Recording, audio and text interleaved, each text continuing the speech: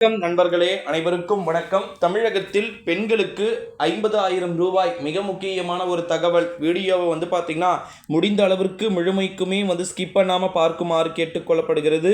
பல்வேறு விதமான தகவல்கள் அப்படின்றது வெளியே ஆகியிருக்கிறது. அதை பற்றித்தான் இந்த வீடியோவில் நம்ம A to Z பார்த்தீங்கன்னா பார்க்க போகிறோம் அப்படின்னே சொல்லலாம். குறிப்பாக பார்த்தீங்கன்னா தமிழ்நாட்டில் அனைத்து விதமான பெண்களுக்குமே பார்த்தீங்கன்னா 50,000 அப்படின்றது வழங்கப்பட போகிறார்களா, எந்த திட்டத்தின் கீழ் அனைவருக்கும் 50,000 வழங்கப்பட போகிறார்கள் என்பதை இந்த வீடியோவில் A to Z பார்க்கலாம்.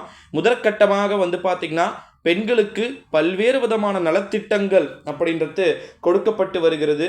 குறிப்பாக பார்த்தீங்கன்னா பெண்களுக்காக மட்டும்தான் பல திட்டங்கள் கொண்டு வரப்பட்டும் இருக்கிறது. ஒரு பெண் குழந்தையுடனோ அல்லது கணவருடனோ அல்லது மனைவியோ நிரந்தர குடும்ப கட்டுப்பாடு மற்றும் அறுவை சிகிச்சை செய்திருந்தால் ஒரு குழந்தைக்கு ரூபாய் 50,000 டெபாசிட் பத்திரம் வழங்கப்படும். 2 பெண் குழந்தைகள் இருந்தால் ஒரு குழந்தைக்கு 25,000 வீதம், 2 பேருக்கு 50,000 தொகைக்கு 2 டெபாசிட் பத்திரங்கள் வழங்கப்படும். முதலில் பெண் குழந்தை பிறந்து 2வது பிரசவத்தில் இரட்டை பெண் குழந்தைகள் பிறந்து இருந்தால் 3 குழந்தைகளுக்கு தலா 25,000 வீதம், 75,000க்கு 3 டெபாசிட் பத்திரங்கள் பார்த்தீங்கன்னா கிடைக்கக்கூடும் அப்படின்னு சொல்லியிருக்கிறாங்க.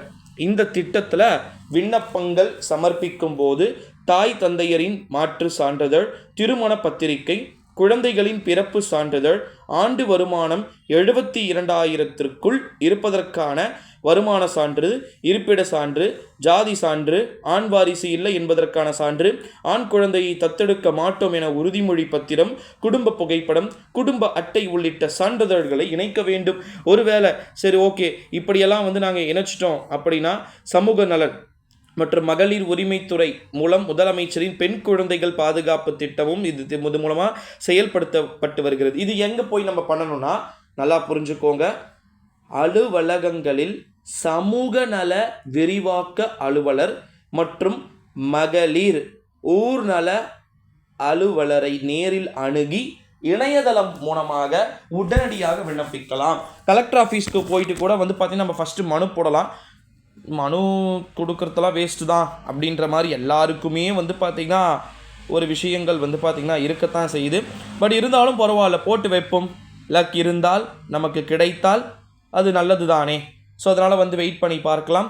இந்த வீடியோவை உங்கள் நண்பர்கள், ஃப்ரெண்ட்ஸ் அண்ட் ஃபேமிலிஸ்க்கு முடிஞ்ச அளவுக்கு எவ்வளோக்கு எவ்வளோ ஷேர் பண்ண முடியுமோ ஷேர் பண்ணிக்குமாறு கேட்டுக்கொள்ளப்படுகிறது. நண்பர்களே, அடுத்தடுத்த வீடியோவில் பார்க்கலாம். மறக்காமல் தொடர்ந்து இணைந்திருங்கள்.